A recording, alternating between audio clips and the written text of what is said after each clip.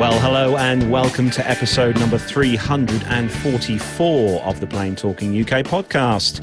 I'm Carlos, and in this week's fully packed show, we learn that despite what's going on, there is still a pilot shortage. There's good news for holidaymakers in Bristol as Jet2 announced their opening routes, and there's breaking news about an incident involving an Antonov 12. In the military, the German parliament approves a whopping 5.4 billion euros for 38 Typhoons, and the new home for the flying legends is announced. It's the first part of our interview session with Faradair's Neil Cloughley, and in the plain truth this week, we learn all about the amount of time pilots and crew can work whilst on duty. So joining me, as always this week, in the PTUK Master Suite studio, it is the legend, of course, that is Matt Smith.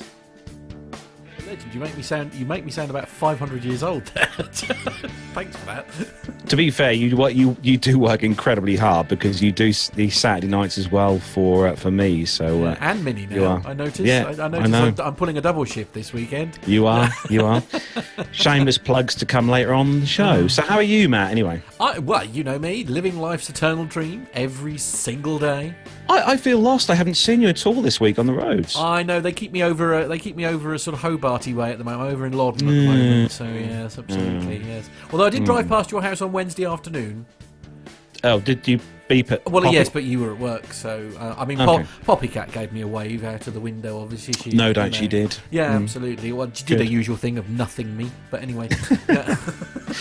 And also joining us this week again, it's the awesome man that is everything to do with everything yellow and Focus ST-ish. Oh, no. It is, of course, Neville ST. Bounds. No, don't mention it. Don't mention it. Well, it started off a very good day today, it being Friday the 13th. What could possibly go wrong? Well, as you can see, there was a slight incident on the front of my car because it got hit by a lorry tyre, which is a bit of a nuisance. I only went out to do a software update on the car, would you believe? And if I'd just not gone out, it wouldn't have happened. So... but there we go. It's one of those things. A little insurance job there, I think. Do you think? Ow. Right. Yeah. And I bet you, Nev, they'll do what they always do and drag the heels. Oh, yes, Mr. Barnes, we'll have that sorted for you next millennium. Yes. Yeah. No, it's been a good week today. This week at work. Very hectic again. Not much in the way of travelling, of course, at the moment, but... hopefully that'll resolve itself later in the year or start of next year. So looking forward to that. Sorry to sort of interrupt. Nev, you're slightly muffled for some reason. Oh, really? Oh, okay. That's very odd. There it is. It's come back. Whatever it was, it's gone. It's someone mucking about with my new fibre to the home connection. Probably. Right. Okay. Good. The light isn't getting through for some reason. Oh dear. As I say, I don't know what it's just one of those, isn't it? Like we've been happily chatting for like 3/4 of an hour, and then the second we go live, some gremlin always creeps in, doesn't it? Never mind, all part of the fun. Anyway, all good though. Yeah, nice to see you on as always, Nev. Great to have you on. And he's on again this week. He's back. We're pleased to say that he's about 95% back to full operating capacity, and is of course the fantastic operating pilot capacity. What's that supposed to mean? It is of course the absolutely fantastic Armando. Or not. Or not? Oh, I'm just kidding. Someone was on mute. I wasn't on mute. I was hoping that Matt would see that the little mute button was off and he couldn't hear me. Just to make sure he's got his heart attacks out of the way. Yeah, first absolutely. Thing in the show. Yeah. No, we're currently around 130 beats a minute. Oh That's my God. Hello, everybody. That's just not going to come out quite the same on the audio podcast, but hey, it was fun anyways. So I love dead air. That's my favourite thing on the podcast. How are things, Armando? How are things? Good. As you guys were saying before the show, I was a little bit poorly last week and the last couple of weeks. So I really didn't do a lot other than just sitting around the house. But I did get back in the air, flew skydivers on Sunday, last Sunday. And then I'll be doing the same this weekend and got a couple other little flights throughout the week. Took my brother-in-law flying, which was kind of fun. A little old 150. It's always fun to get into a 150 and just throw it around the sky.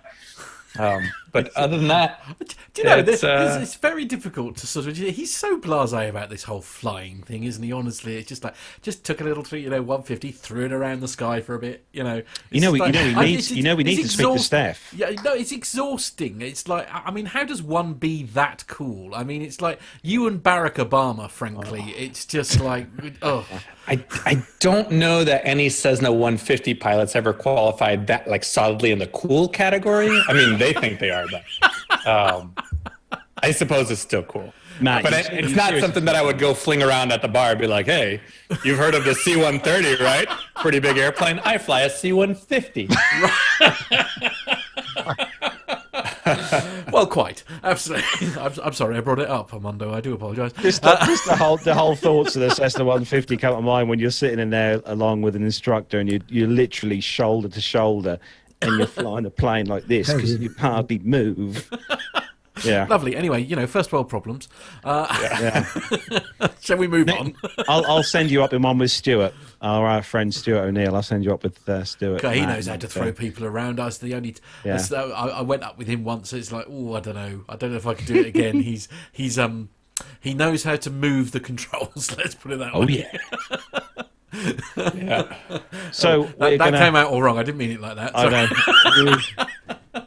Move swiftly on with our welcomes. We're going to say a big hello. I'm nearly the same colour as my T-shirt now. Say hello to everyone who has joined us in the live YouTube chat room this evening. We're going to say a big hello to Auntie Liz. Hello to you, Auntie Liz. Nick Codling. Airshow World was also in there as well. Airshow World is Stu. He's one of our very good friends. He's also broadcasting on YouTube as well. Richard Adams. Alan White. Hello to you, Alan. We've got Tony S, Captain Cruz, Masha is also there. We have got, just make sure I don't miss anyone, Alan Loveday. Hello to you, Alan. Jan Hübner. Hello to you, Jan. Hope you're well. Rakon, Lane Street. Hello to you, Lane. Stephen H, Andrew van der Sarg. There we go. We were going to ask Andrew exactly what he brought with his plane reclaimers voucher. Perhaps he can tell us all in the chat room.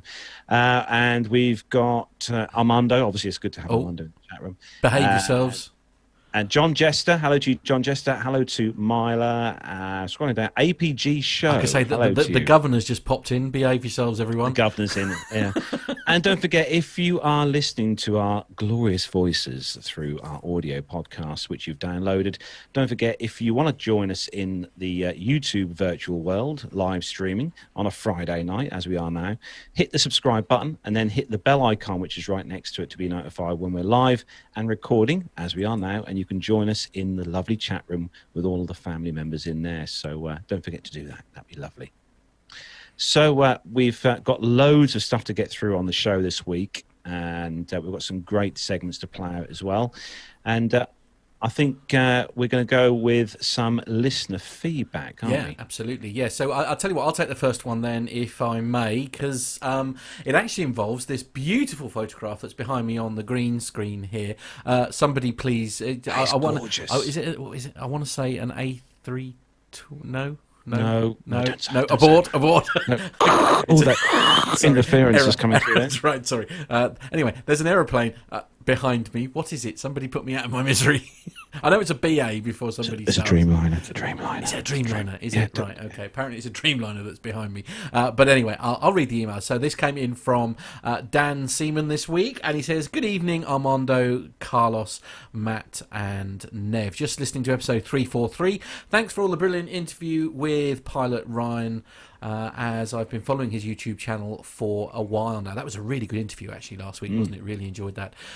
Carlos, you've been obsessed with his videos for ages as well. They as are really Armando, good. Haven't you? Both you and Armando sort of watched them, I think, on repeat by the sound of it. And anyway, enough waffling along. I was introduced not just PT UK, but podcasting as a whole by Jonathan Warner beside the fence at RAF Fairford 3 or possibly 4 years ago now. Well, it's fair to say that I've been trucking up and down the roads of Britain. I've listened to every episode and every back episode. Oh dear, I'm so sorry. Which leaves me a little surprised that you had no background display for episode 343. So I've attached one of my own taken at LAX last year. but it's probably best kept for an episode that Nev is present. Well, Nev is present, and thank you, Dan. Thank you. It says kind regards and stay safe, Dan Seaman. So thank you very much for that email, and also for this fantastic picture that is on the green screen. Do you approve, Nev? Me. Oh yes, top job there. Very nice, lovely. Absolutely. Good. Yeah. And do we know what the specific variant is? You say it's a Dreamliner. Do we know the numbers? Oh, I don't know. I popped the picture back up. -9, yeah. Okay, Jan Hübner reckons the -9. So there we go. That's good. So we'll go. So we've had a great week for feedback actually. And Nev, you've got the next one. Yeah, talking of Jan Hübner, our good friend that listens to the show, he sent in some feedback. He says, "Hello, gentlemen." Obviously, he's not referring to all of us. No. Because I've put together a little segment about the closure of Berlin Tegel Airport on November the 8th, which was last Sunday. It's available to you to use on the show, as I promised to Nev a couple of weeks ago. Well, thank you, Jan. Really appreciate that. He says, "I'm awfully sorry I couldn't take footage myself on board the final Air France flight, but the appropriate seats sold out in minutes. So instead, we've taken BA on a quick back-to-back to Heathrow with my pal Mike from the weekend before, which was brilliant. This airport has been a vital part of my life for the past decade, and so has BA from my childhood days. And it was more than just an occasion that we chose this route.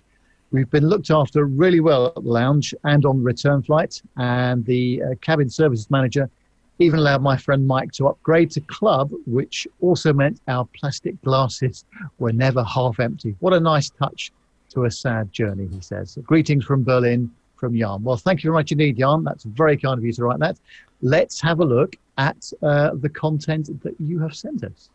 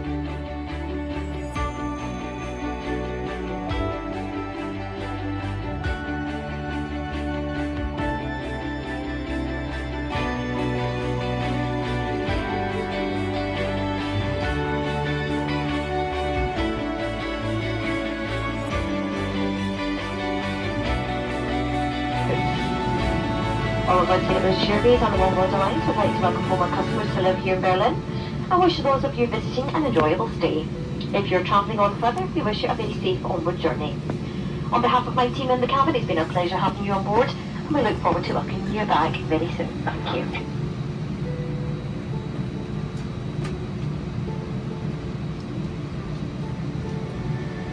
Ladies and gentlemen, Captain Tranter once again from the flight deck. Welcome to Teagle. We are 15 minutes early, which is great news. Thanks for your business. We hope to see you all again, perhaps from another airport, you never know. And from us all, bye-bye now.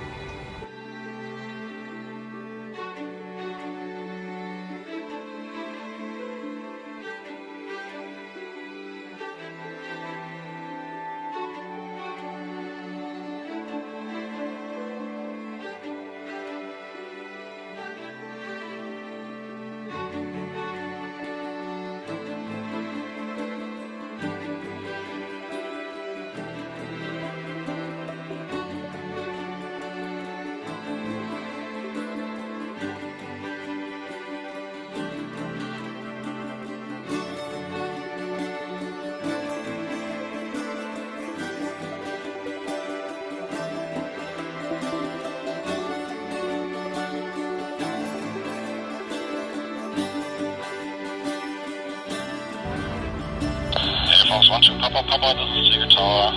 Bonjour, monsieur. It was more than 60 years ago when an Air France Lockheed Super Constellation from Bristol was the first scheduled flight to go on Tegel. Today, it is again an Air France who will be the last departure from this historical place. For me and my crew, it was an honor to be part of this successful story. Tegel will always have a place in our hearts, and we do already miss you. Bon voyage. Au revoir. Tegel forever. Stand by for the clearance, please. So 1 to Papa, landing up, standing by for the clearance. Thank you so much to all of you from Air France as well. It's always been a privilege coming to Tegel for your professionalism, your efficiency, and your kindness. It's always been a very special place for all.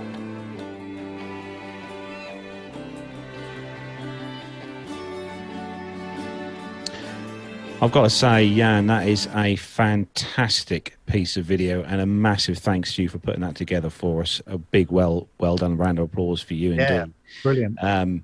It's a shame, actually. We were just saying there while the video is running, wondering what will happen to the airport now. It's closed, and Jan has just said in the chat room that apparently they're going to make the terminal into a university campus, which is good, I suppose, good use.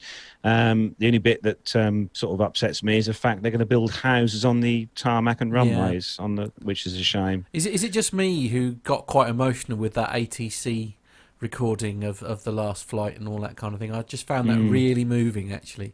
Yeah, I think if you're a pilot and you've been flying into that airport as much, Matt, that you tend to, it's like a second kind of home as such. You know, you get to a stage where you're so used to how things run at an airport.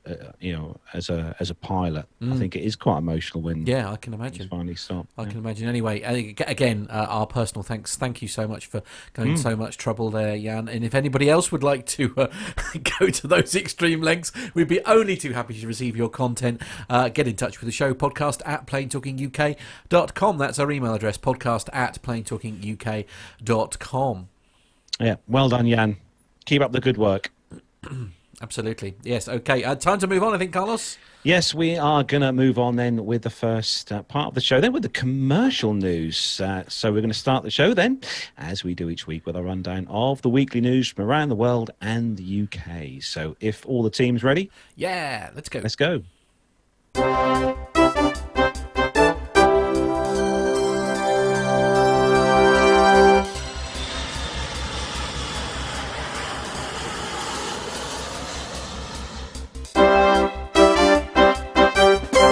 So kicking off this week's first news story, and it's always one of those things that we've talked about in the past on the show about pilot shortages, but this one is on Flight Global, and apparently the headline says aviation will need 27,000 new pilots in 2021 despite the downturn in obviously what's going on here.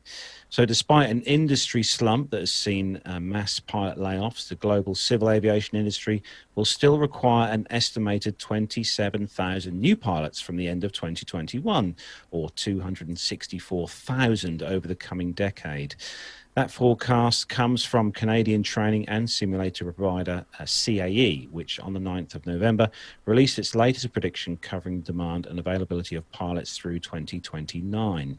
This year, the number of active pilots has declined year on year by around 87,000 to about 300,000, but will bump up to an estimated 374,000 by the end of 2021, says the CAE.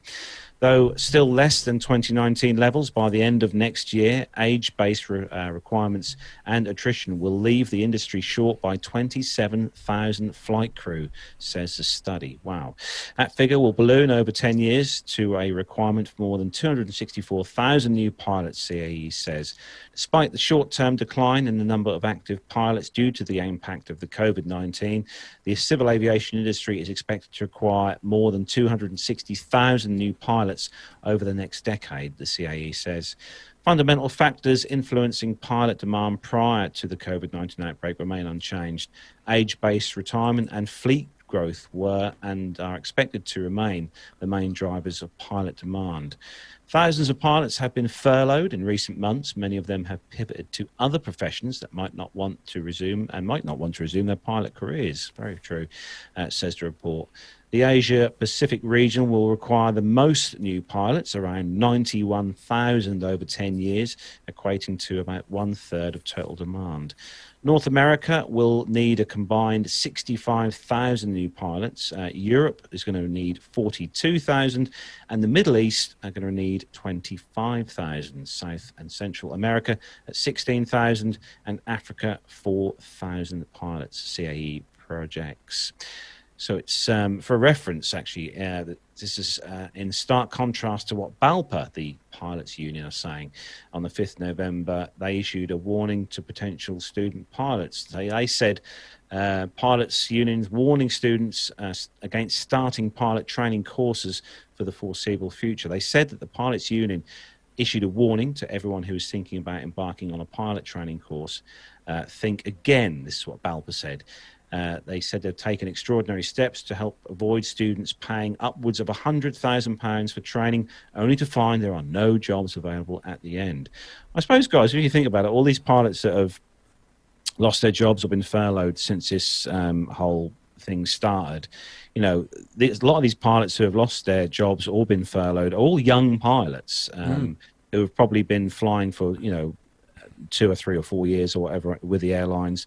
I can only assume that these pilots are all going to want to snap their jobs back up when things do go back to normal. Yeah, talking to a couple of well-known captains, as I was today, they're on sort of part-time working, and they're saying, actually, we're quite happy to continue that part-time working. So maybe they don't all want to go back on a full-time basis, but depending on how the vaccine progresses and how the whole airline business operates, but it's inevitable that there will be a pilot shortage. Again, I'm absolutely sure of it. Yeah, it's a shame. It's a bit of a sort of like not an odd one, I suppose, is it? But as you say, it's just like, I mean, on the one hand, I understand why, like BALPA obviously had made, as you say, in stark contrast to the article that you read, the warning. The warning at saying, and that is the thing. I mean, one of my friends, Nangle, who I've mentioned before, he was at the 300th, and he was taking out mortgages and all sorts of things just to get his flying sorted, and then it just all came to an end. Now he's still got that horrendous mortgage that he's got to pay off, and he still hasn't got a flying job at the end of it. I mean, it's, I don't know. I still think the biggest problem here with all of this is there's got to be a cheaper way of doing this. I do feel the airlines could do more. What do you think, Armando?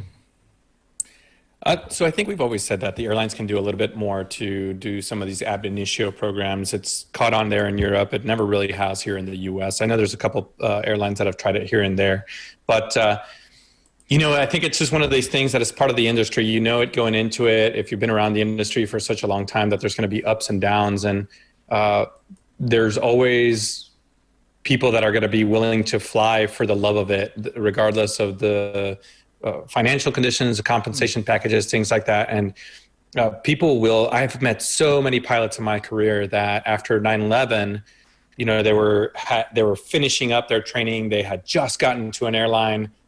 How many airlines went bust after that?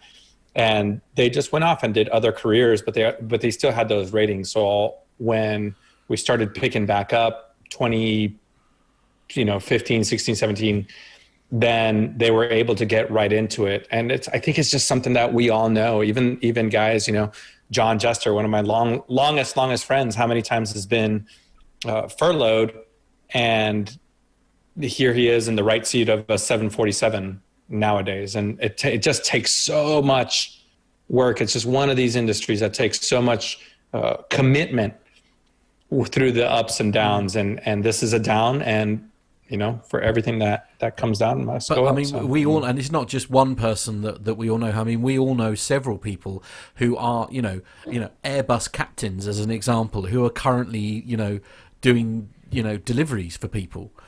It's like working for a supermarket doing home deliveries, because it's work that they can get their hands on. I mean, but presumably, those same people will want to go back to the industry. So absolutely.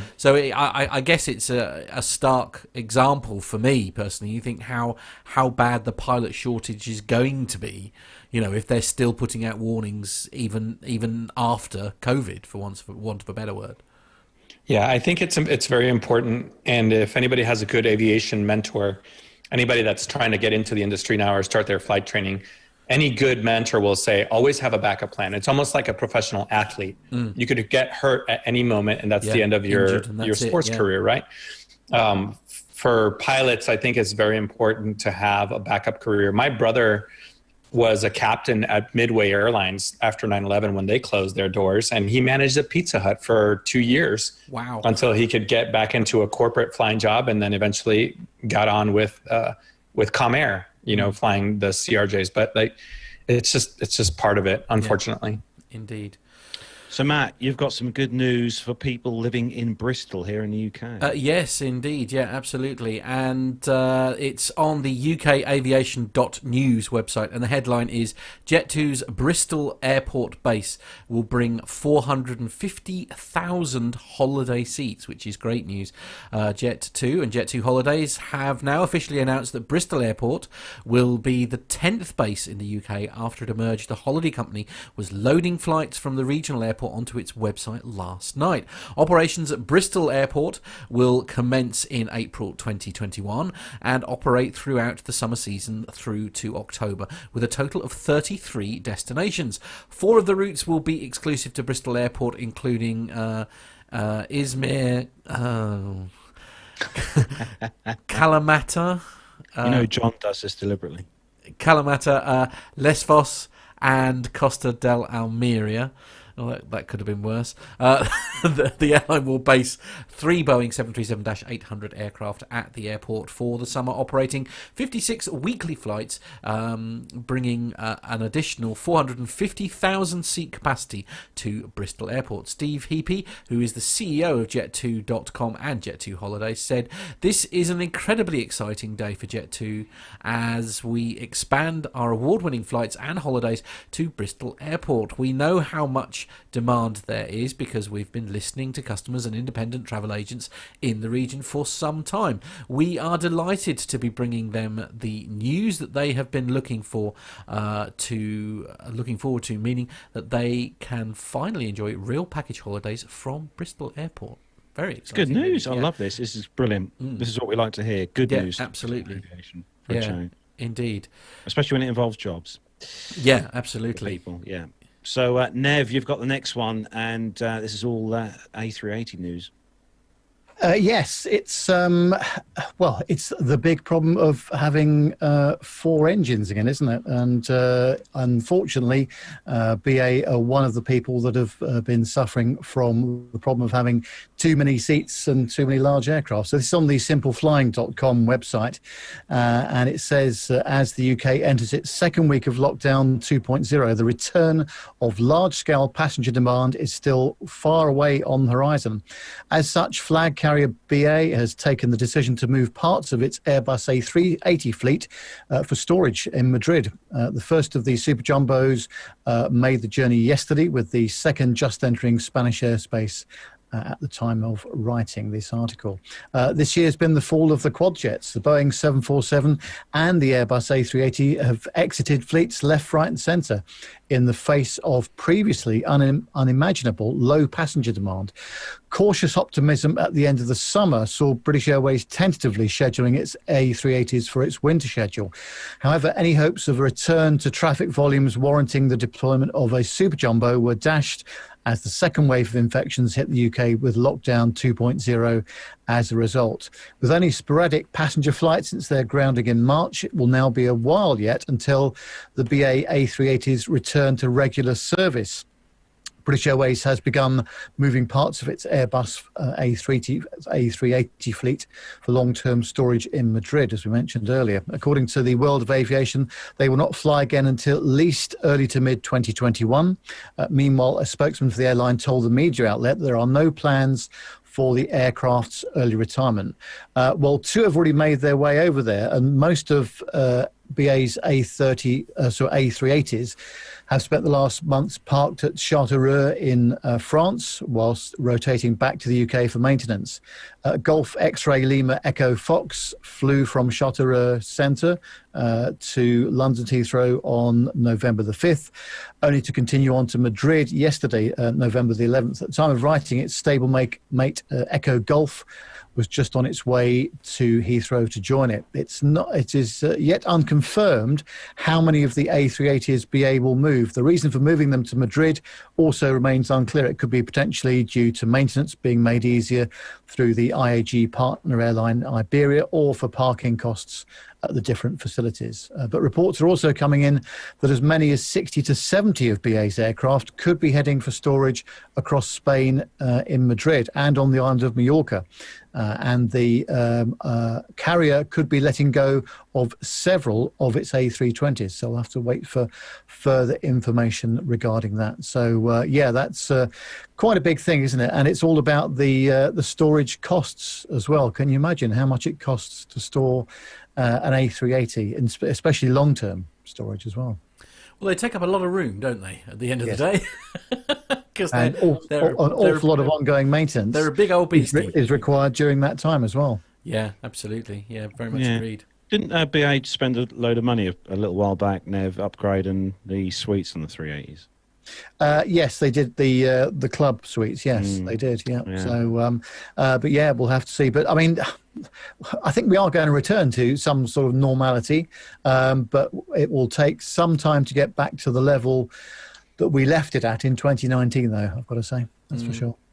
So sticking with the 380, Armando, you've got some more news. Yeah, speaking of A380s going into storage, Portuguese wet lease airline Highfly will retire their only A380 by the year's end.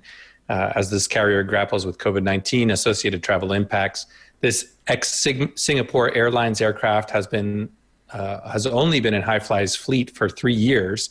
It's also unique as it is the only A380 to have been used in a secondhand capacity. Highfly is planning the phase out of their A380 at the end of its current lease term, most likely after this year. The decision not to renew this contract is a direct result of the pandemic. The A380s will be replaced by additional Airbus A330s. In July, Highfly opted to temporarily convert the A380 to a freighter by removing the economy seats. The world's largest A380 operator, Emirates, has also started using their A380s for freight operations. The first dedicated A380, they call it a mini freighter. There's nothing mini about it.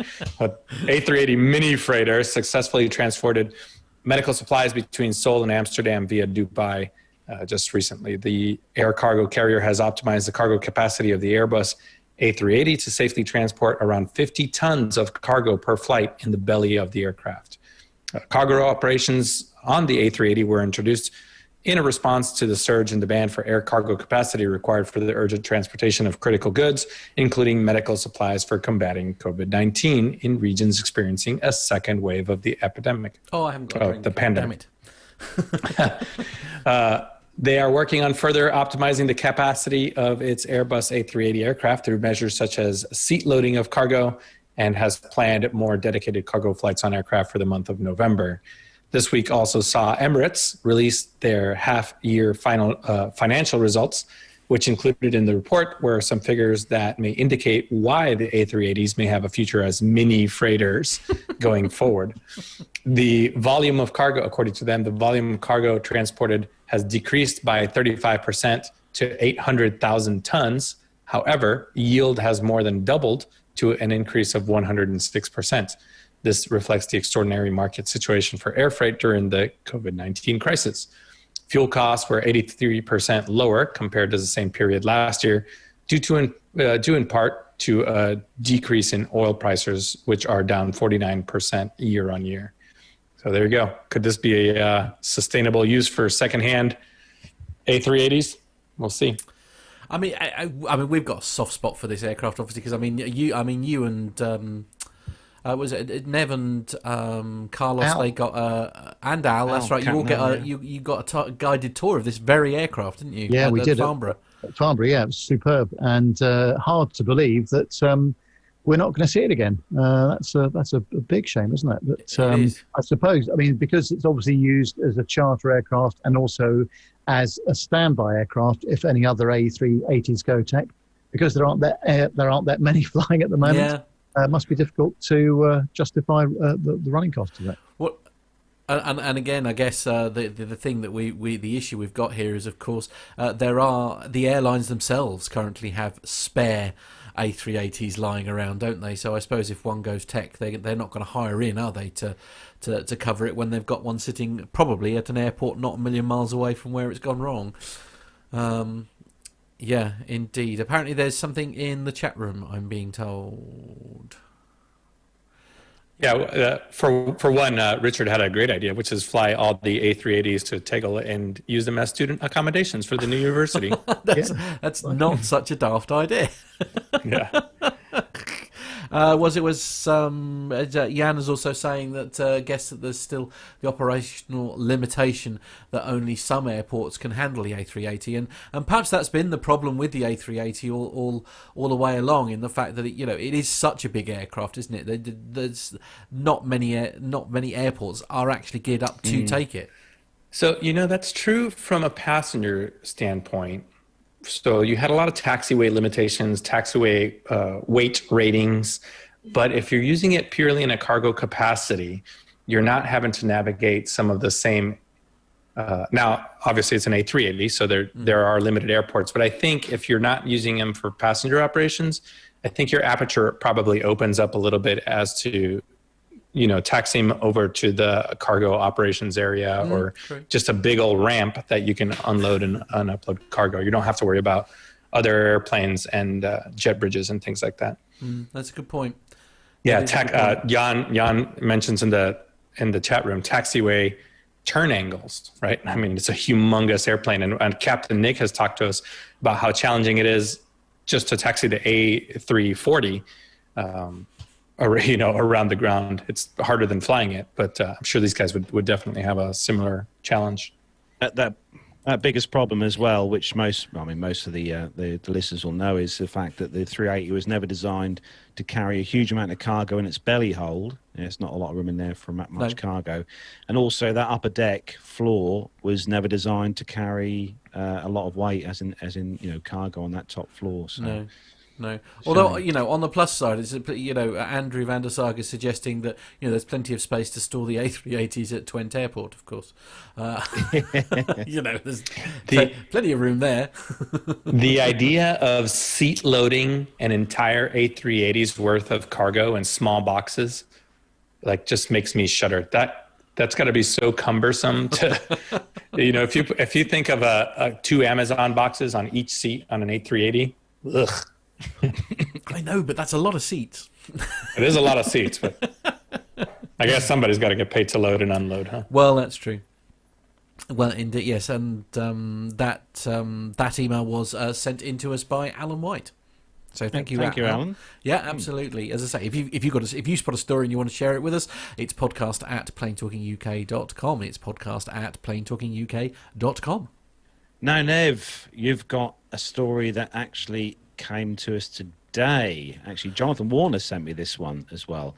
And Nev, this is regarding a certain large aircraft.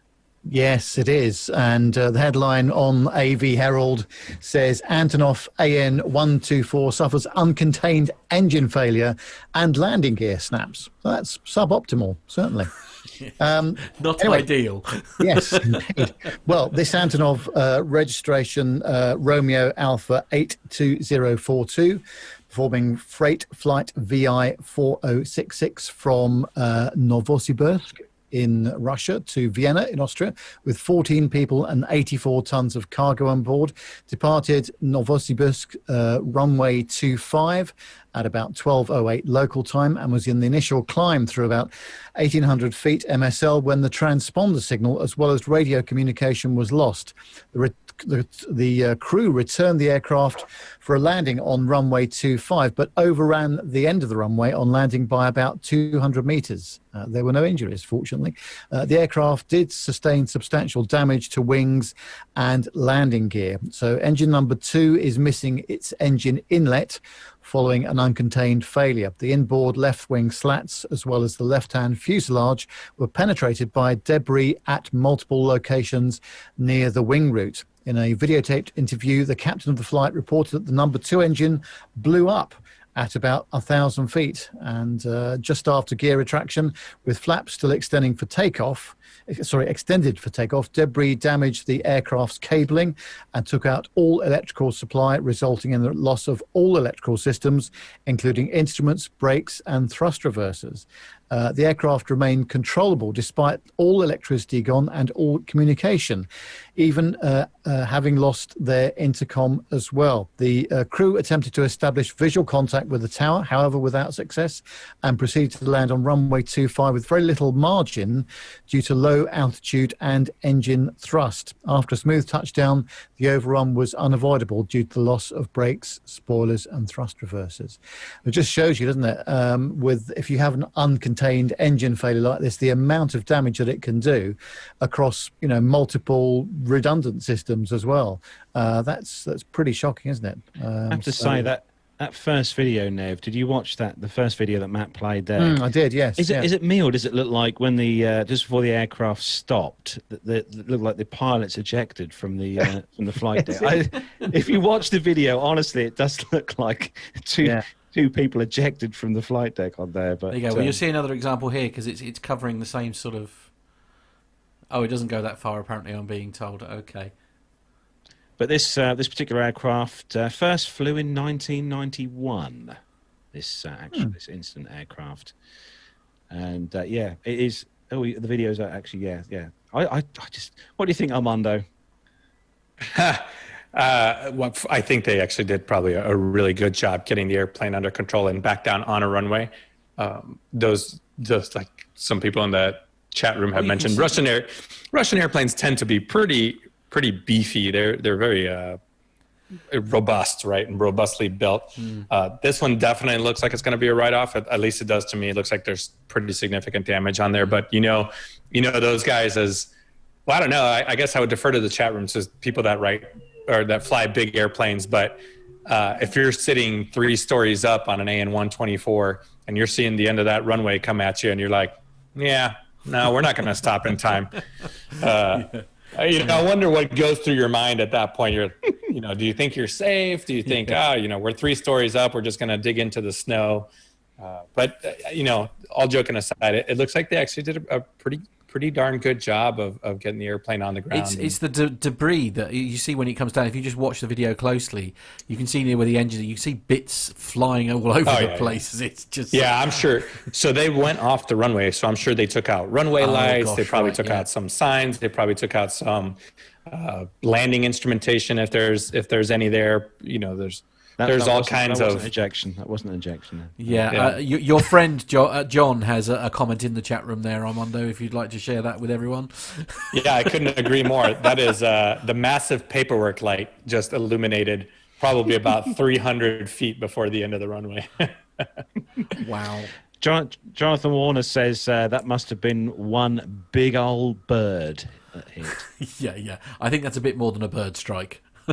Yeah, I mean, in the pictures, the whole front half from the pylon forward, it's gone. Well, it landed in a factory, so half the engine sitting on a roof somewhere. So, indeed, yeah. Apparently, the engines were supposed to have been inspected 6 months ago. This is the picture that Armando was referring to here. Look, where bits of hey guys, you know what this brings back memories of?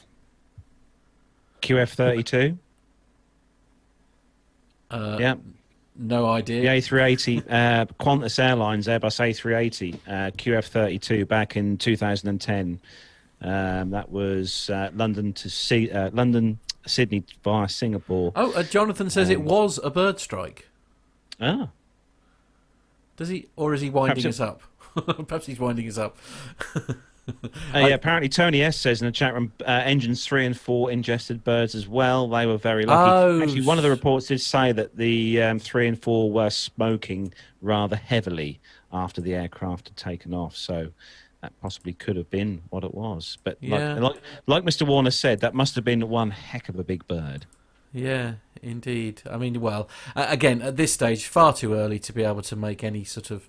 You know, we perhaps it was a frozen turkey. Perhaps it was ready for Christmas. You know what? With Christmas, Thanksgiving is coming up. So. Yeah, absolutely. Yeah. Thanksgiving. I keep forgetting about Thanksgiving. Oh, dear. If you're going to test the engine, that's the best way. What, with a turkey? Yeah, have you lost your mind? No, they do. They launch frozen chickens and turkeys into windshields. Oh, you see, I think they launch them into. No, I think they launch them into engines too. And there was me thinking that Carlos was being daft, and you're now telling me. So hang on a minute. You're trying. If you go on YouTube. You're telling me that they throw frozen turkeys into engines. Yeah. No, they fire them out of an air cannon. Yeah. Are you two on glue? What's going on? No. Producer John is busy telling me apparently this is correct. I thought you two had both lost it. Okay, lovely. All right. Well, you know, and there's a comment in the chat room about smoke from a Russian plane. Never. But in Iraq, when I was there, we could always tell when the IL-76s were coming in with some cargo because we would contract out to this Ukrainian company. But if there was a 4-mile trail of black smoke, you knew that it was the IL-76 coming in. My goodness me. So here we are. Look, there's the proof. There is the proof. Look, I've just been sent... I don't know how long this is. About 3 hours long. Is it? Oh, it's 4 minutes. Okay. All right. Okay. So I've been told to go to 1 minute 50. Hang on. Let me do that because I'm not saying I don't believe you, but I don't believe you. Is what I'm getting at. Essentially, this is ridiculous. It's a great video. I mean, you know, I know every day's a school day, but like this is like wow. Here we go. This is a £5 bird that they're throwing in. What? Oh my goodness! So there's the bird hitting the blades. I don't believe it. I literally don't believe it. That's the most ridiculous thing. Yeah. Wow. Okay. Well, now you know that. Now you know what the aircraft manufacturers do to make sure that everything is really good. I mean, part of me thinks it's a terrible waste of good turkey. I've got to be honest. But anyway, that's just me. Oh, video's still playing. Yeah, no, it's all right. I have stopped it at this end. Sorry. Okay. Here we go. Anyway, moving on. Moving on to the next story. This one is not about frozen chickens or turkeys. Good. This is on the .gov.uk. This is actually sent to us, this story. Yeah. And Yes. This is from the actual government.gov sent us this story. So I'm a bit scared, gov. I say I'm a bit scared, gentlemen, because they know we exist. Is that a good thing? We were sent a press release that by the government that was actually addressed to us. That's a bit scary. Scary, yeah. And it's relevant. That's scary. The most worrying thing is somebody's actually been listening. Wow. So those of you will have heard of drones delivering Amazon parcels from kind of 40 feet and smashing your contents over the floor. But this story is all about drones to fight fires and deliver all-important COVID-19 supplies. And they're going to be the first to receive a share of over £33 million in government funding. So Business Minister Nadim Zahawi has on Monday announced the first round of government funding for innovative projects under the Future Flight Challenge, or FFC, initiative. The 20 winning ideas will receive a share of £7 million of funding, with ideas covering a wide range of new technologies. 9 projects are focused on developing technology to aid the response to the coronavirus pandemic. Take a drink, guys. This includes the development of unmanned drones to deliver medication, reducing human contact and consequently the transmission of the virus. Advances in alternative green energy sources to power the aircraft include hydrogen and electricity, and are also key features of some of the winning proposals. So the projects include the first one is Dock to Dock. This is based in Cardiff, which is developing a pilot project to deliver goods between Bristol and Cardiff using a hydrogen-powered electric aircraft. Next one is got an interesting name. This just brings sort of Christmas dinners. This is called Napkin, based in Greater London, which focuses on paving the way for low and zero carbon short-haul flights for passengers around the UK. The next one is Aviation Limited, or APIAN Limited, based in Essex, is creating and building a drone to deliver medical supplies like COVID-19 blood and swab tests between the NHS hospitals and labs in response to the pandemic, protecting obviously key NHS workers and staff and the wider public from coronavirus transmission. Next one is the Light Aircraft Company Limited, based in Norfolk. Will integrate electric propulsion into existing aircraft to enable electric flight of small aircraft. The next one is Wind Racers Distributed Avionics. So, based in Southampton and Bristol, they will develop a swarming technology, an approach to coordinate the multi-robots to allow multiple drones to fly in close formations and work together to provide humanitarian aid or fight fires. That's a good one. I like that one. Next one is Drone Prep Limited, Consortic Limited and Wind Racers Limited, based in Cornwall, lovely part of the UK, and the Isles of Scilly will use unmanned aerial vehicles to deliver critical PPE and COVID-19 testing kits to vulnerable and rural communities in Cornwall and the Isle of Scilly. The funding today, this week, as well, forms part of a wider £33.5 million investment through the Future Flight Challenge. Over the next few years, the FFC will distribute $125 million from the Industrial Strategy Challenge Fund, or ISCF, and the FFC aims to accelerate the UK's position as a world leader in revolutionising how people and goods and services fly. It focuses on the development and demonstration of a novel integrated aviation system and enables the safe operation of new classes of air vehicles. These include air taxis, drones, regional aircraft using electric or autonomous technologies. A bit of something about that coming up later on in the show.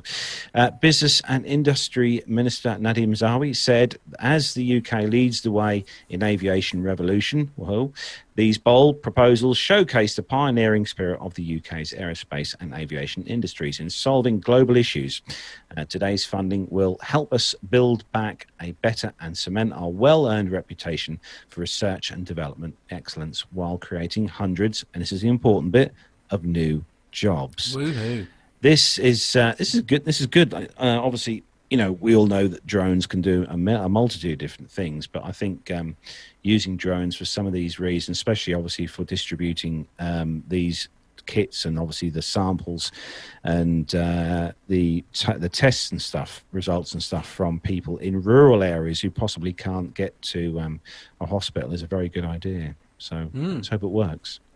Well, I mean, I love the whole idea of the grants sort of thing. You know, it's nice because I mean, I remember when they announced that these grants were going to be, you know, this funding was going to be available for these innovative projects, and so it's nice to hear that it's nice to hear that money's being doled out, if you like, and you know, great project involving drones and stuff. I must admit, round here, I'm amazed that Amazon aren't doing it yet.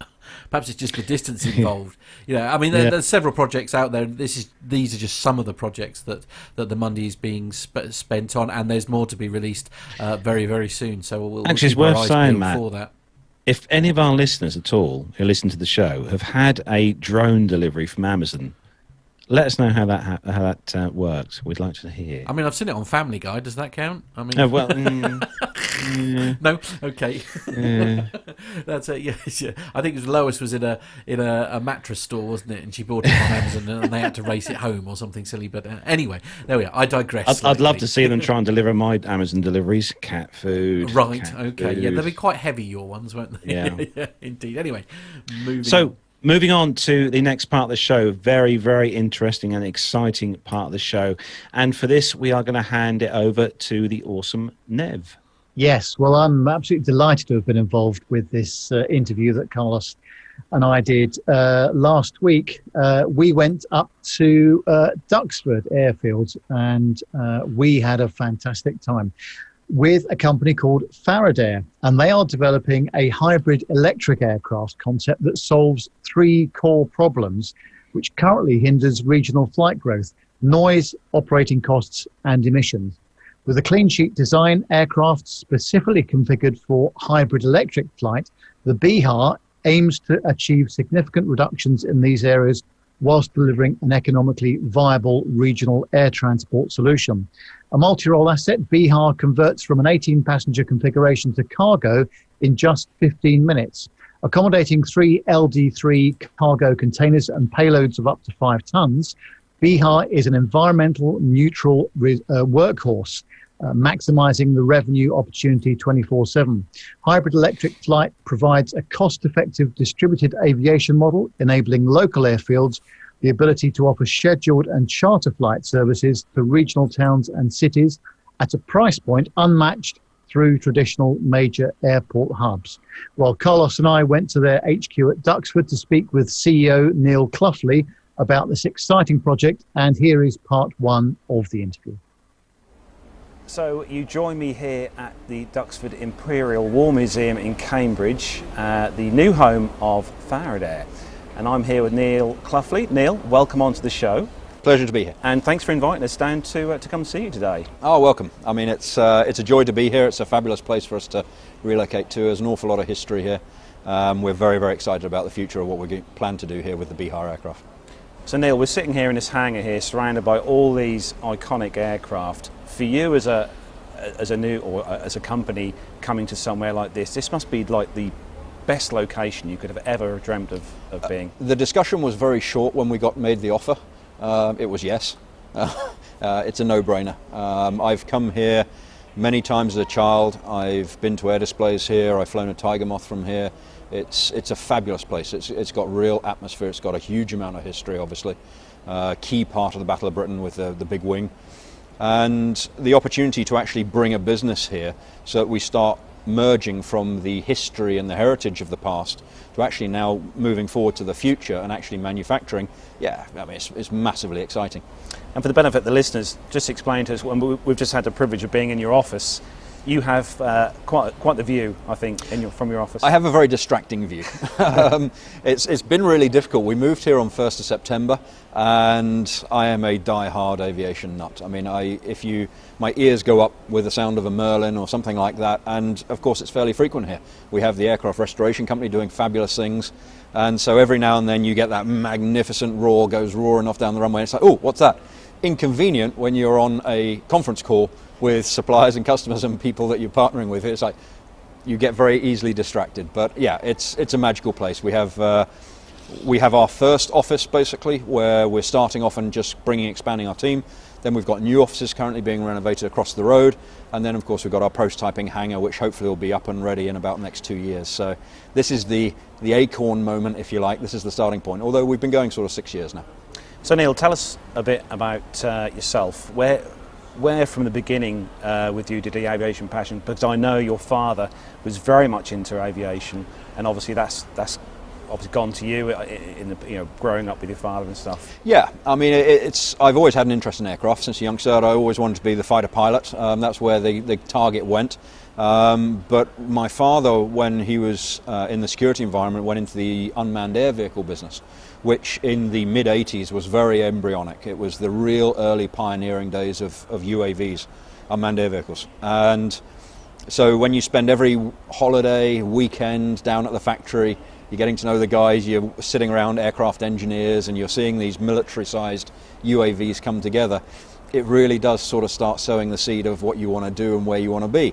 But also when it's your dad, when it's his company, and you see what it takes to actually start a company, to hire people, build that team atmosphere. There's an awful lot of that set me on the path, I think. Went on a slight detour after that, so went into IT for many years, was my first sort of working career, and then pivoted and switched into aviation via a role with a company called Cabot Aviation.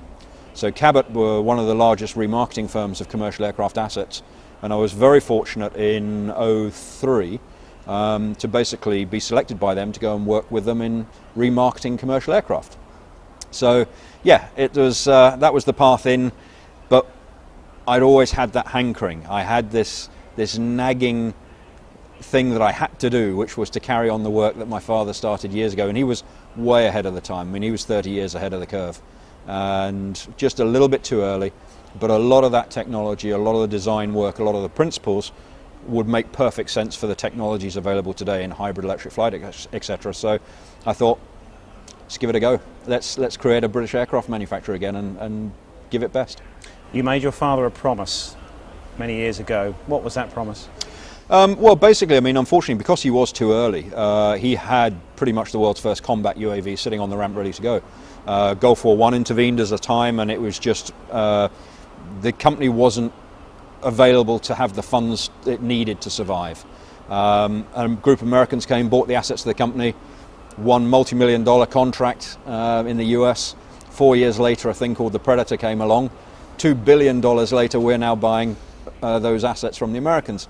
And it's a shame because we had it here. But I remember on the Sunday,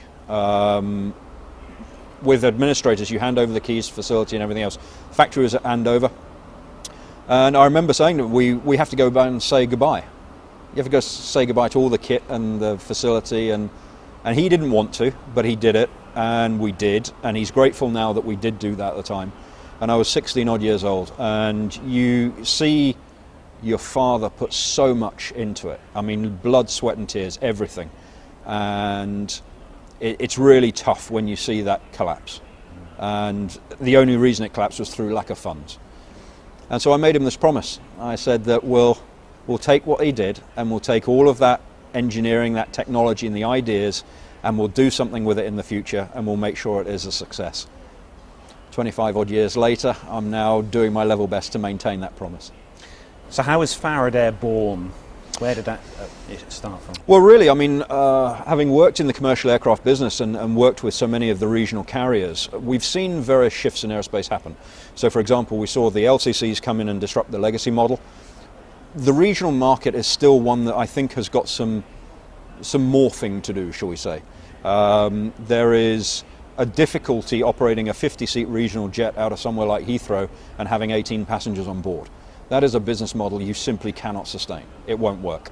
Whereas we have a whole wealth of airfields in the UK and in countries throughout the world. I think it's something like 5,000 airfields in the US that don't have any form of scheduled services or regular services. Well, why not?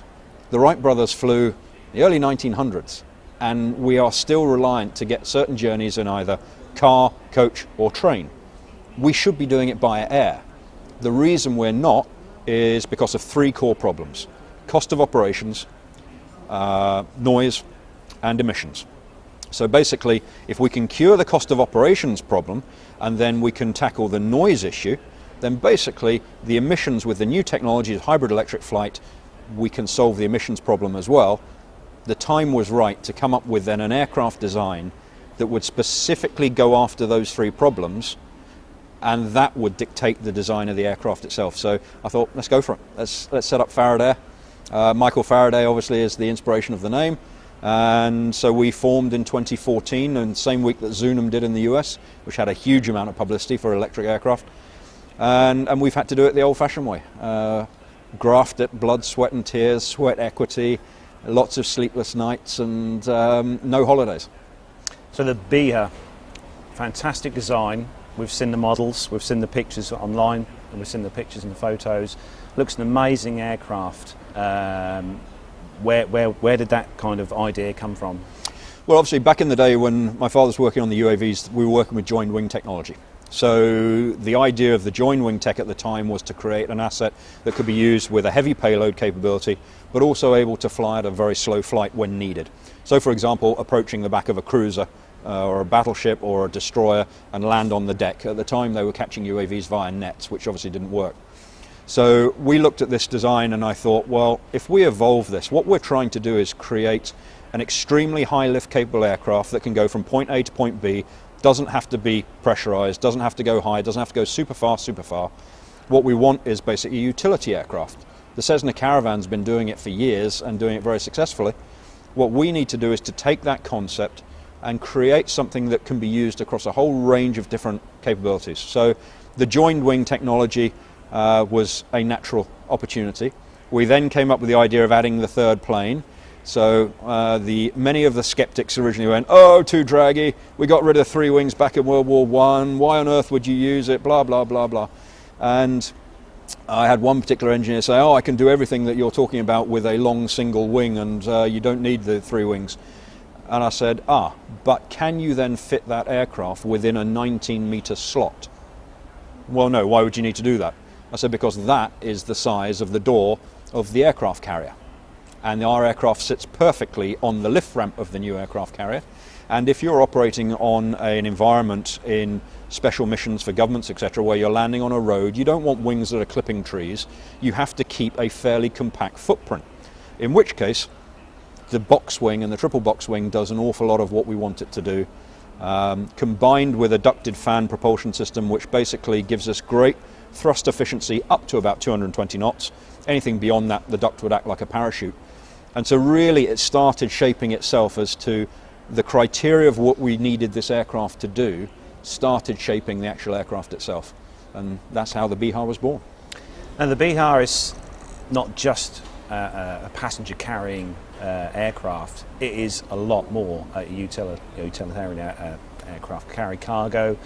But do you see it doing more things in the future with more different versions coming online, different... It's a tricky one because... you've got the LD3s you can fit on board. For sure. I mean, if you look at any... if we look at our aerospace history, there are some magical aircraft which are no longer with us.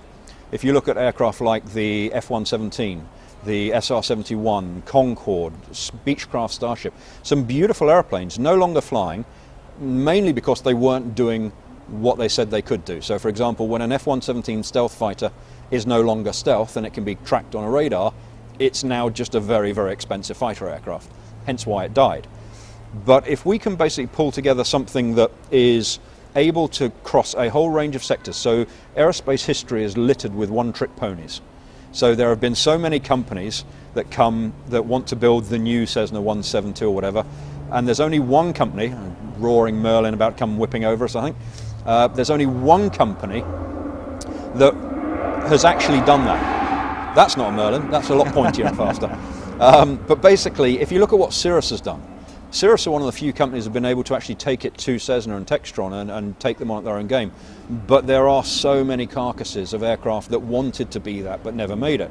So it was very apparent to us that what we would have to do is to bring together an asset that would straddle various different markets. So every market is cyclical, which means that not only moving people, but moving logistics, boxes, even firefighting, as we've mentioned, and special missions. And special missions, things like logistics. We don't have enough helicopter assets to do some of the roles we have to do around the world right now. They're very expensive and they're very good at what they do. But lugging boxes between one airfield and another doesn't have to be done by those. And so we have an asset here that can basically be used across a range of different opportunities, but the core asset remains the same. So how we dress it, how we fill it, how we use it is the bit that can change, but the actual core asset itself remains the same. Now, the propulsion of the Behair itself is a completely different kind of clean sheet design. Obviously, one of the things that we have the issues with in the UK, in many regional airports, is noise pollution.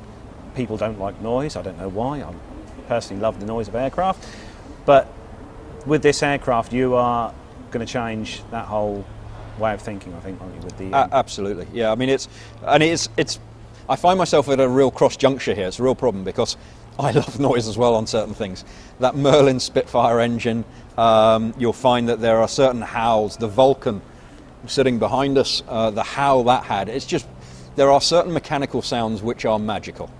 However, if that sound is coming at you day in, day out, and it's constantly over your head, I can understand why people would be upset with that and they wouldn't want to do it. So therefore, we have to do something about that. If we're going to be expanding our regional air transport, we've got to reduce the impact on other people. So noise is critical. So how do we do that? Well, number one, there is frankly absolutely no reason. I find it quite amusing. If you go to Heathrow, you find that you get to a low emission zone on the roadway going into Heathrow. Kind of ironic considering how much emissions is pumped out by that airfield. You're thinking, my car really isn't going to make much difference to this, and you can smell it 3-4 miles away. All the kerosene of all these aircraft taxiing around and everything else. I believe that one of the biggest first changes we can make in the commercial aerospace market is making sure that all ground maneuvers, power, etc. is basically done under electric propulsion. Electric propulsion has matured now to such a point. It's been proven with the likes of Tesla, it's been proven now with the likes of Magnix flying in the Cessna Caravan, such like, that the electric motor technology is ready. So what we can now start doing is using that electric motor technology and start putting it into things like landing gear, as the likes of Wheel Tug have been doing since sort of 05, 06. And let's take as much out of the air as possible now, and then as technology improves and we can start developing fuel cells, battery technology, etc., to take on the entire net zero proposition aircraft, let's start making those incremental steps. So for us, it was a logical position to go hybrid, where the Toyota Prius was first laughed at when it came into the market. Everybody said it's a nonsense vehicle, blah, blah, blah. What was interesting about it is the fact that it could take certain bits out of the equation. So if we're looking to eradicate noise problems, if we're looking to reduce emissions, and if we're looking to reduce our cost of operations, well, of course, that big push off down the runway, that big fuel burn, that big thrust, that is where basically you are going to be burning all that fuel, making all that noise, kicking out the emissions. If we could do that bit by electric motor, and then once you're climbing out and away, you switch into the recharging via the turbine, etc., then you've got a model where that recharges, you don't require infrastructure on the ground, but we're making a very sizable dent into the cost of operations, the noise footprint, and the emissions. So our target, and it's pretty ambitious, but we're trying to say that our aircraft will have a noise footprint of about 60 decibels at field perimeter. Now, the fact she jumps off the deck quite quickly means she should be climbing off and away and gone, but having that target means that at night time, you're going to be able to operate in airfields that have got noise abatement orders, where you'll be able to come and go, where people simply will not know that you've come London and gone. City. Absolutely, yeah. London City is perfect. I mean, 10:30 at night, half a day on Saturday, and I think 6 flights on Sunday, all because of noise. The facility's there, it's prime real estate. Now what we're seeing also is with the growth of online shopping, with the growth of demand for just in time and I want my product tomorrow, then if we could take more vehicles off the road, the trucks, by actually flying stuff regionally. So it comes in on a 767 into East Midlands, it's then palletized into the containers. You've got fleets of like our aircraft sitting on the ramp that are quiet, can operate at night, load it all up, fly it directly into the cities, into the small airfields right next to those cities, and then just distribute it with electric vehicles, etc. locally. Again, you're starting to put that dent into the whole emissions process, but you're also speeding up and making the process more efficient, because you're actually getting stuff out there quicker directly to where it needs to go.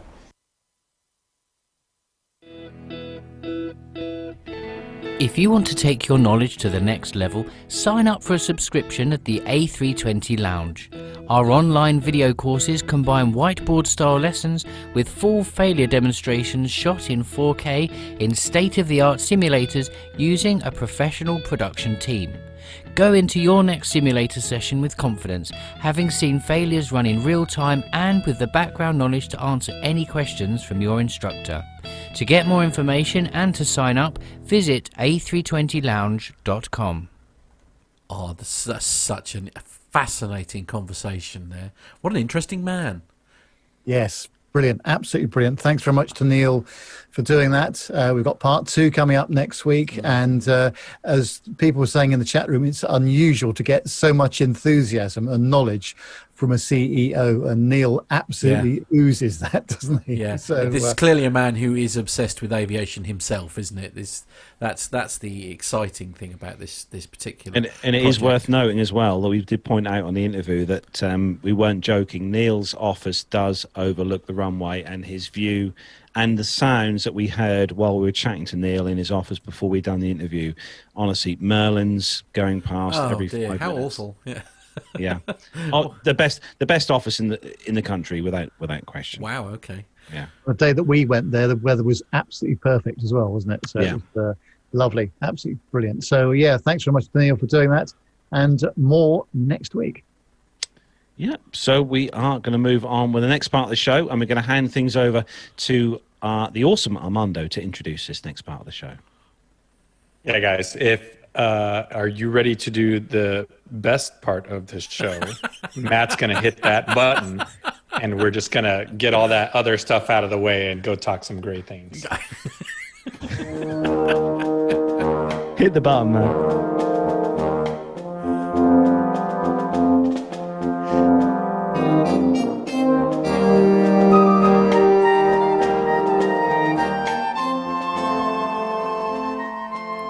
We love it, really, Armando, honestly.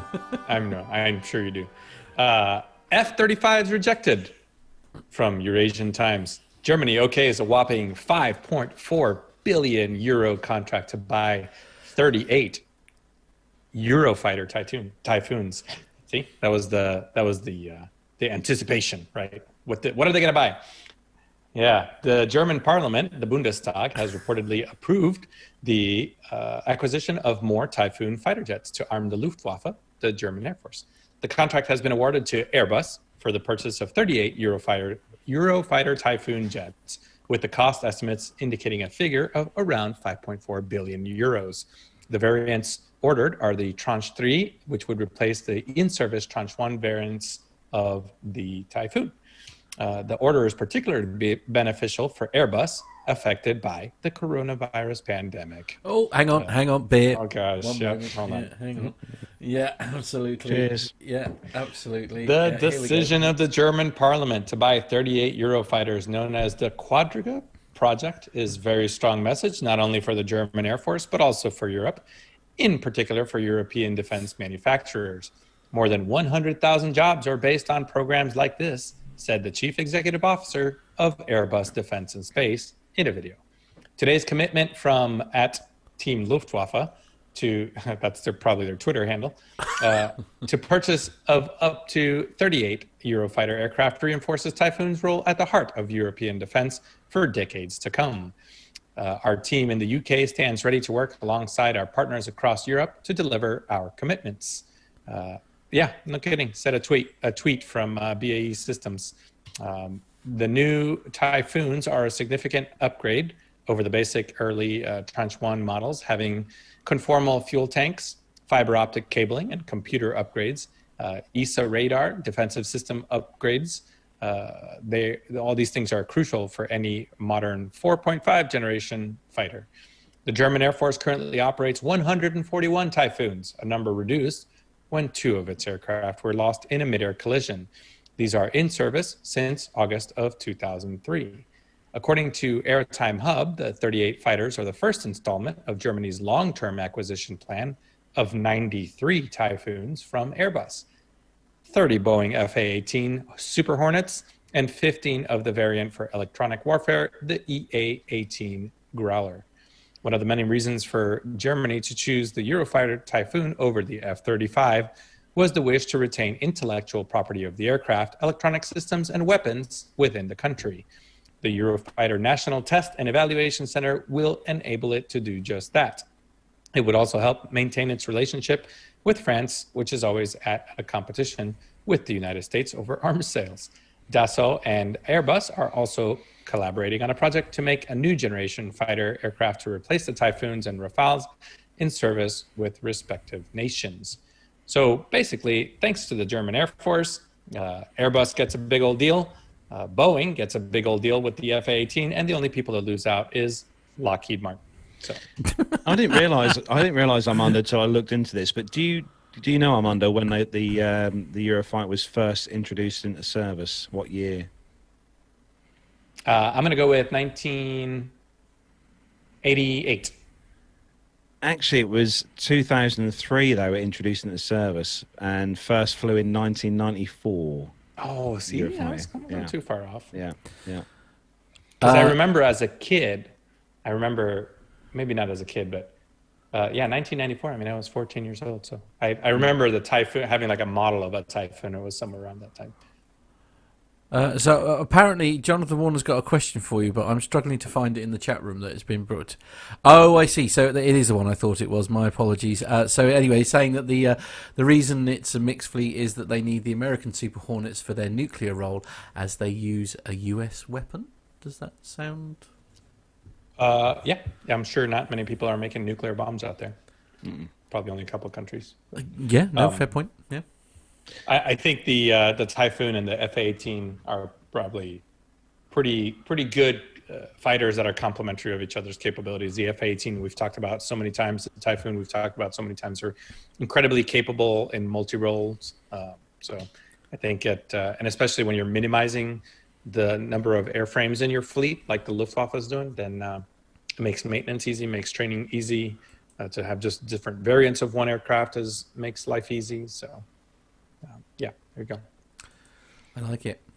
Actually, Jan Hübner just points out quickly before we move on, Luftwaffe does not have nuclear bombs. So thank you, Jan. Mm-hmm. So, Nev, moving on to the next one, Nev, and Air Force One news. Yes, our producer John just said to me in my ear that I've got a really interesting military story for you. Well, that's never happened yet. However, on this occasion, it's extremely interesting, and I'm delighted to read it out. Oh, dear. It's on the simpleflying.com website, and it says Air Force One set to get first ever non-American pilot from the RAF. We love you, Armando. A British Royal Air Force pilot could become the first non-American to fly Air Force One. Excuse me. As we know, Air Force One is the call sign for United States Air Force aircraft carrying the president. When we hear Air Force One, we automatically think of the blue and white specially modified Boeing 747s. And whilst the 747 is the aircraft that most American presidents fly, Air Force One can be any plane in which the president is a passenger. The plans to allow a non-American to be in charge of one of the country's most symbolic icons is the result of a 40-year-long exchange program between the RAF and the United States Air Force. In a move designed to maximize relations between the British and American militaries, the Royal Air Force pilots can be found flying everything from U-2 spy planes to stealth B-2 nuclear bombers. According to the British newspaper, the Daily Express, an RAF wing commander has been earmarked to join the elite group of aviators who fly the United States president. The equivalent rank of an RAF wing commander would be a lieutenant colonel in the US Air Force. In total, American presidents and senior cabinet officials have a fleet of 15 aircraft at their disposal, which includes 2 VC-25s, which is the military variant of the Boeing 747, 8 VC-32As, which is a modified Boeing 757-200, 2 C-40 Clippers, a modified version of the 737-700, and several Gulfstream G550s. The 2 military versions of the 747s take turns as the presidential aircraft and feature a state-of-the-art communication system and the ability to refuel whilst in midair. So, yes. That's pretty major, isn't it? It's the fleet of the presidential aircraft is operated by the 89th Airlift West Wing, based at Joint Base Andrews Air Force Base in Camp Springs, Maryland. Of the 1,000 military personnel who make up the 89th, there are 80 specially chosen pilots and 89 flight attendants. To be selected to fly Air Force One, pilots must have a minimum of 2,500 hours on flying time and be experienced flying fighter jets or other military aircraft types. According to the Daily Express, sources have told them that so far, unnamed British officer would begin his tour of duty, co-piloting other aircraft in the presidential fleet. Once they are satisfied with his performance, he will then be placed on the list of pilots able to fly the Commander-in-Chief Air Force One. Always has a complement of 3 pilots on board, and every flight capable of flying the plane should the flight crew become incapacitated. The senior source informed the paper over the weekend about the move, saying this plan has been in the pipeline for a long time now, and it appears that the green light has been given on both sides of the pond. The wing commander chosen for this job has previously served a number of years in the US as a staff officer and is well acquainted with how the US Air Force operates. The exchange program has grown considerably in both scope and depth since 1971, and this is really a symbolic culmination of 4 decades old and deep-rooted exchange program between the US Air Force and the RAF, founded on trust. It'll mark a historic moment for the RAF, which celebrated its centenary 2 years ago. So, how about that? Armando, do you think it is an epic fail that they haven't designed the new the Dash 8s they're using for the new VC-25s to be able to refuel? I can't begin to comprehend at what point in the acquisitions process somebody said that Air Force One did not need to refuel in the air, but hey, there's some smart people out there that I'm sure are making those decisions, and there's a good. I know the Dash 8 has got better fuel economy than the Dash 400 or the Dash 200s, which is what the 25s are based on now. But even so, I think the decision not to have refueling capabilities is a bit of a. Now, operationally, as far as I know, that airplane has never stayed up in the air that long. At least the VC-25. So a public example was after 9/11 actually happened, President Bush flew to Barksdale Air Force Base in Air Force One in the VC-25, where he switched over to an E-4B, which is the 747 National Airborne Operations Center. Basically, they can run the country and run a war from that airplane. And then that aircraft took him up for however many hours until they ended up in Omaha, Nebraska, so he could get a briefing at the U.S. Strategic Command.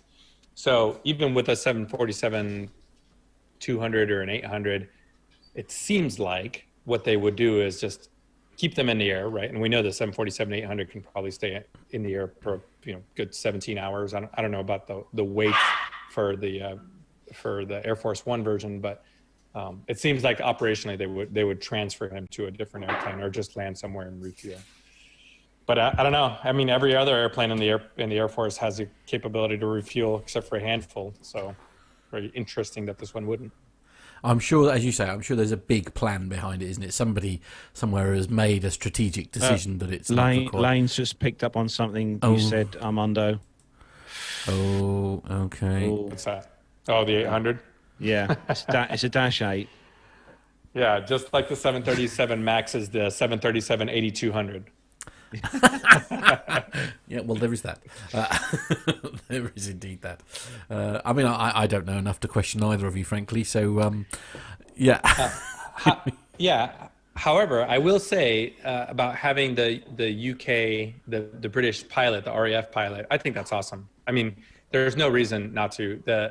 You guys know me. I'm such a fan of the US-UK relationship, and I think it's such an important partnership in the world that there is absolutely no reason why we wouldn't be able to do this. And I have worked with quite a few RAF pilots in the U.S. Air Force flying our C-130s and our special operations aircraft.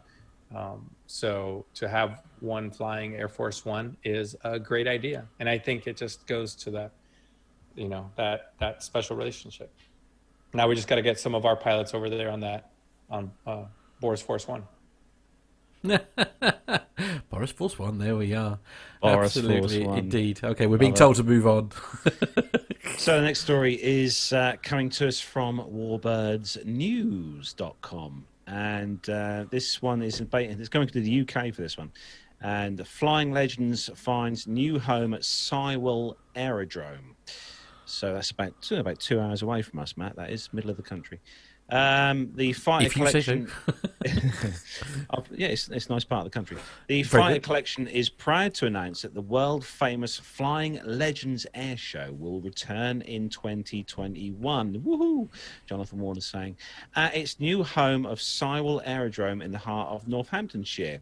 The venue was announced on November the 6th, 2020. Following the mutual decision with the Imperial War Museum to end its event's 25-year run at Duxford, the fighter collection has been engaged in discussions with several prospective sites eager to host Europe's finest annual warbird event. Thousands of vintage aviation enthusiasts travel from around the globe every July to savour the spectacle of historical aircraft displaying in their natural element. There has been an active airfield at Sywell for more than 90 years, and this week it's home to a variety of operators, including the Blades, who we've seen at many air shows actually, the Aerobatic Display Team, Sloan Helicopters, Aviation Services Company 2XL, and the Ultimate Warbirds flights, which offer passengers experiences in two-seater fighters, including Spitfires. Sywell returned to civilian ownership, having been used for military training before the Second World War, as well as a repair station for Wellington bombers during the hostilities. It has since grown into one of the UK's best-loved aerodromes and is renowned for its Art Deco hotel, the Aviator, and its on-site museum. Jane Larcombe, the fighter collection, said, Sywell retains the ambience, and we have always sought to capture with the Flying Legends brand. It is a historic aerodrome with a resident collection of warbirds and is very well versed in delivering high-quality events. Michael Blestow-Brown and his team, along with Richard Grace at Air Leasing, have gone out of their way to accommodate us, she says, and we can't wait to extend a warm welcome to our many thousands of loyal followers, as well as some of the first-time visitors, to what we are certain will be another memorable Flying Legends in 2021. Sywell is centrally located in the UK and has excellent transport links, and being far away from many large airports means the airspace above is completely unrestricted, making it ideal for the kind of dynamic displays for which Flying Legends is renowned. The first Flying Legends to take place at Sywell is due to be staged on July the 10th, 11th of 2021. Tickets will go on sale once the future path of the current coronavirus pandemic becomes clear. Follow the Flying Legends Facebook page and their website for future updates. So, guys, this could be a potential new air show for us to go to. I'm still curious as to how come the deal with Duxford. You know, I feel there's more of a story there than we're aware of, because it is a very popular part of all of their days, if you see what I mean, their aviation days. Perhaps Duxford would disagree. If I had to guess, Matt, I would say it's the moolah money. Right, yeah. Well, yes. I guess. And it's, you know, unprecedented times, I suppose. But I mean, I'm delighted they found a home. But it surprises me because, you know, we all know, guys, we've been to the air shows and that, and even the one that me and Matt went to earlier this year. We all know how much kind of ticket sales or patrons that you know, go through the door as such to these air shows and spend money not just on the air show tickets but also like on all the food in and the shops and the souvenirs and I must admit, because I mean, obviously when we went to the drive-in air show that Shuttleworth did, now and I'm sure Nev, you'll agree with me, one of the highlights for that is wandering around the various food vendors and having something to munch. and of course we I mean, myself, there were food vendors there, and to be fair, everything looks delicious and it was all super clean, but because I suppose of what was going on, myself and Carlos had basically brought a packed lunch with us, because, you know, we got a fridge. Well, yeah, exactly. But it was that thing in these current times. You felt more like what you wanted to remain in your little bubble. So I guess that, it's certainly very uncertain times in general for aviation and air shows and that kind of thing. I mean, I think with Sywell, no, Matt, it's centrally placed within the UK. Yeah, it is literally central in the UK, so it is quite accessible for everyone. For everyone absolutely. to get to within the UK. Lovely. So. Well, when they announce the first show, we'll have to arrange a little adjoining of bubbles and go and have a look. Definitely. Indeed. So we are going to move on to the next part of the show, and which we're going to hand things over to Matt to introduce, because it's the next thrilling instalment. This is it. This is the bit where Carlos actually usually asks me during the week, can I have a sneaky peek of it, because my dad wants to watch it. But anyway, it gives me great pleasure to bring the next part of The Plain Truth with the legend that is Captain Al. And this week we are talking about pilot and crew hours.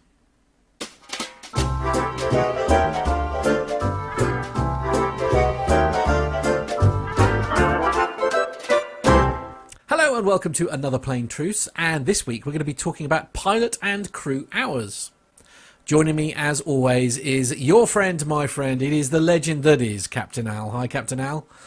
Hello there, how are you doing? I'm very good, thank you, I'm very good. And now, this is such a big subject, so I appreciate we're only going to be skimming the top of this, but obviously, as many of the listeners will know, I am a coach driver when I'm not doing this, and obviously, the same for me, as well as HGV drivers, is that we're governed by very strict rules and regulations about how long we're allowed to drive for, how long our duty is allowed to be, etc. And it suddenly occurred to me, I presume, obviously, that pilots have similar restrictions in place. Very much so. Very heavily regulated and very complex in nature.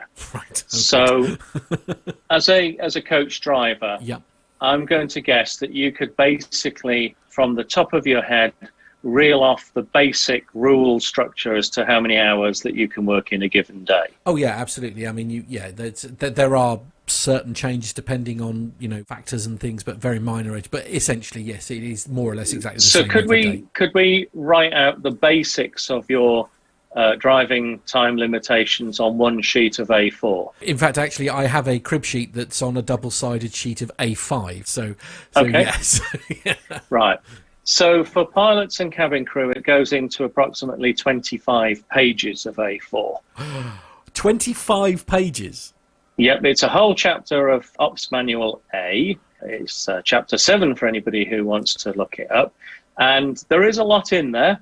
So one of the areas that most people look at is how many hours can a pilot be flying the aeroplane?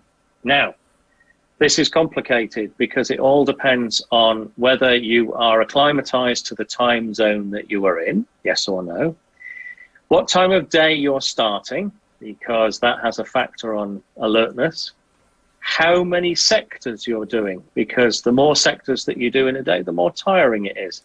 So one very small part of this huge chapter is a table. There are two tables, one for acclimatized, one for non-acclimatized. And by acclimatized means that you have been in the time zone that you're operating for a sufficient period of time to become acclimatized. You're not subject to the rigors of jet lag, if you like. Right. So you'll go into the table with the start of your duty time, and there are about 13 or 14 time zones, if you like. I'm not talking about time zones like here in LA. I'm talking about the starting time zone. So there's a little block from sort of 6 in the morning till lunchtime, and then the day is split up progressively. So you'll go in at that point and the number of sectors that you're going to do, and you'll come up with a time. And it could be anything between sort of, broadly speaking, 9 and a bit hours up to 13 hours. So that bit is relatively straightforward, but there are lots of other aspects that you can throw into the equation. At the planning stage, you can be planned to do an extra hour over that table if you've been given a bit of extra rest beforehand, and you'll have a little bit of extra rest after. And then there's also something called commander's discretion, which is the ability for the commander to decide to extend those limits by a time period as he or she feels fit to do so. So that basically covers the simple bits of it. Sat over the top of that, for the time being, are the European Union Working Time Directives, which kind of suggests that the longest that anybody should be working in a working day is 16 hours. So typically 16 hours would be the longest day that you would be on duty as a pilot, although that wouldn't be 16 hours of actually flying the aeroplane. And then if we really want to throw into the equation for our long-haul operations, then of course there is time where you'd be away from the controls, asleep in a bunk or in a seat in the cabin, and that extends the amount of duty that you can do. So it is a complex subject that I cannot particularly summarize in detail without getting into the real nitty-gritty. So that all applies for pilots. What about cabin crew? Well, yeah, they're humans too. The rumours are true then. They are true. And we'll put it reasonably simple. In the majority of cases, they can work an hour extra over the pilots. Right. So, do you know the reason behind that? It's more to do really with the fact that typically the requirement for absolute concentration at the latter stages of the flight is a little less. That's not to say that the cabin crew aren't alert and poised and ready to kick into action if necessary, but that's obviously in the minority of cases, whereas for us, we need to be on top of the arousal curve at the last part of the duty to land the aeroplane. Right, okay. Also, from an administrational point of view, you can see the difficulties. If the cabin crew went out of hours before the pilots, what are you going to do? Right. Yes, there is that, yeah. Now, I mean, obviously, on some of the longer sectors, I know that pilots can have a rest period during the flight. Now, are they allowed to have that in the cockpit, or do they need to go to a specific rest area in order to, like, not be there? Essentially, if you're having your rest period in the cockpit, there is that argument, are you officially off duty? Wouldn't you love a simple answer to that question? I would, yes, but I'm not going to get one, am I? No, because your simple question produces about 4 or 5 avenues that we can discuss. Okay. So let's look at a simple longish flight, a sort of flight from the UK down to Turkey, so 4 hours or so, 5 hours. You're going to do there and back in a day. There are going to be periods of time in the cruise phase where the workload isn't particularly high, and therefore it is perfectly acceptable for one crew member at a time. I'm talking about the pilots here, because typically this will be 2 pilots. Yeah. For one pilot at a time to take what is called controlled rest. In simple terms, a cat nap. So a quick sort of power nap of no more than 30 minutes. The scientists have studied this at great lengths, and the rejuvenating effects of a cat nap are well documented. So rather than try to sort of eke it out a little bit, so you know, those of us who've done long car journeys and we're just like, I'll be okay. Actually, the better thing to do is pull into the services, have a 20-minute nap, and you'll be much safer than, you know, winding down the window, you know, putting the radio on, taking the 17th coffee, that sort of thing. Which in my experience has never worked. It's already too late once you've reached that point, in my experience. Yeah. So a quick power nap, and there are very set procedures with regards to how that's administered so that you don't both end up sleeping at the same time, etc. Right. So that's controlled rest, and that doesn't affect how many hours that you can do. Then for longer haul operations, they might put a 3rd pilot on the flight deck. It's just basically an extra set of eyes. They're not going to operate the controls particularly, and you can get a small extension to the maximum permitted flight time by just having an extra pair of eyes on the flight deck. Then you get into a different avenue, which is where that 3rd pilot will actually do a stint of flying the aeroplane. So one of the pilots is actually then officially resting. So they are not operating the aircraft. They're still on duty, but they have gone to either a quiet seat in the cabin that is dedicated for the crew member only. It's not a case of just trying to find an empty seat. You know, sitting down next to Bob and Vera and having a nap. It will be a sectioned off seat. Or in an aircraft designed for long-haul operations, there will be crew bunks. Yes. So actually sort of proper sort of beds, if you like. Yeah. You go and tuck yourself away there, and that will extend your number of hours that you can operate, because you're actually properly resting. You're away from the flight deck. And presumably this is the same for cabin crew as well, because I know on a long-haul flight they're expected to take a break. Yep, absolutely. And again, I mean, I've seen pictures of a crew rest area. I mean, it all looks very first classy, if I'm honest with you. They've all got their own little TVs absolutely. And their nice little bunks, and there's somewhere where you can draw the curtain and literally stretch out and sort of shut your eyes for a little while. I don't know how well one would sleep, perhaps. I think it's probably fair to say for the cabin crew it's a little bit more communal, whereas for the pilots it's a little bit more intimate. Okay. But that's absolutely correct. And again, it may well be for the cabin crew that they will take their rest in allocated seats in the cabin if there aren't bunks on that particular aircraft. Okay. Yeah. And then you mentioned the ultra long haul flights, your sort of UK down to Australia non-stop that are happening a little bit more these days, especially with lighter passenger loads. Yeah. They will have for the pilots 2 entirely separate crews.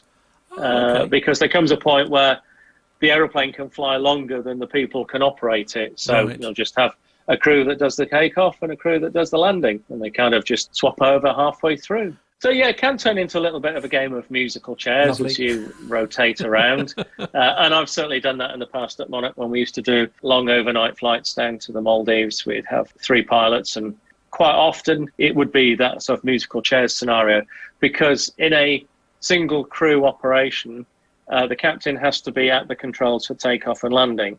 So therefore, by inference, they are going to choose when they feel the most appropriate time is for their rest, because all of you need to be rested. There is an argument to say that the third person doesn't necessarily have to rest, because they would just go off duty before the flight ends. But sensibly, if all 3 of you take a rest period, then you've got 3 sets of eyes on the flight deck at the end, which always makes sense, really. Extra pair of eyes worth $1 million. Yeah. Typically, it's a bit like when it comes to choosing the crew meals. The captain will have first choice. Some captains I used to fly with used to like to take their rest straight away. Others would like to take it, further down the flight. And again, lots comes down to that. It's not just how you feel as an individual captain. It's also, you'll look at it and go, okay, well, there are certain complex bits of airspace that it's probably best if I'm around for, because if it goes wrong, we might get shot down. Right. So, good. So and that's how you would kind of play it. And we used to do it so all 3 of us would get some rest. You just go in one of the lie flat seats and have a little bit of a nap. Funnily enough, on the flight deck, I can think on less than one hand's worth the number of times I've actually slept on the flight deck. Wow. Okay. But put me in a seat in a cabin and I can go to sleep pretty quickly. In no time at all. So I mean, here in the UK, we adhere, from a driving perspective, we adhere to the EU rules and regulations when it comes to tacho hours and things like that. Now, I know that the rules are different in other parts of the world. But, I mean, I guess I'm assuming that the rules are the same for pilots across the board. No, you're absolutely right. The rules are different in various parts of the world. So all of Europe plays with the same rule book at the moment. And that includes the UK, even. That includes the UK. Yeah. And that aspect's not going to change quickly with Brexit. So there's a set framework. We used to have our own flight time limitations in the UK up until, maybe about 18 years ago, which was actually a bit more restrictive than what we have these days. The airlines didn't particularly like that because they felt that they weren't playing on a level playing field against some other countries in Europe. So there were some countries in Europe that had a kind of flag of convenience for flight time limitations. So from a commercial perspective, if the flight time limitations were less constraining, then it's cheaper to operate. But you're always playing that balance between safety and cost. And of course, the biggest cost is an accident. When we went to harmonise European flight time limitations, they became less rigorous. And There was a fair amount of uproar in the UK because we'd spent as pilots a long time working to try to get these things tweaked, because we were aware that you can only push the boundaries so far. I'm not saying that the current regulations are unsafe. I'm simply saying that they were better when we had our own in the UK from a pilot perspective. Okay. But within other parts of the world, so for example in the UAE, they have their own way of doing things, their own rules. Australia has its own rules, America has its own rules, Canada has its own rules. And when I've spent a little bit of time looking at all of these frameworks, and they're all complicated, by the way. And when I say complicated, with regards to the flight time limitations, there are the rules and there's interpretation of the rules, because they're not necessarily categoric. There's more than one way of reading things, and the rule makers don't necessarily give practical examples to indicate how they interpret it. So, you know, different airlines within Europe have their own little way of operating. And then sitting on the top of that will be any sort of industrial agreements, so sort of scheduling agreements, if you like, that are locally negotiated between the company and its representatives or union. So yeah, it's complex. I mean, I've been flying now for over 20 years, and I certainly don't know them as well as you would. You do know your driving ones. No, indeed, actually. And the final question on that, if I may, Al, is I know certainly as far as my rest is concerned as a professional driver, the amount of time that we're allowed to drive over various weekly periods, etc., is all based on how much rest we've had. So the key actually is to have had the appropriate amount of rest. And so you can borrow a little bit of rest from like next week, but it has to be given back to you, for an example. I mean, is it a similar system with pilots, or is there a limit, for example, to the amount of hours that you can fly in a year, as an example? There are yearly limits. There are rolling 365-day limits. There are 28-day limits.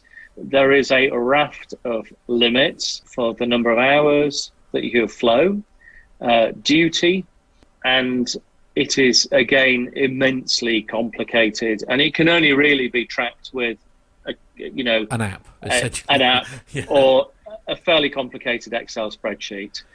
And the crewing departments within airlines will also track this data as well, because there is an onus on them to ensure that they don't operate you when you're illegal to operate.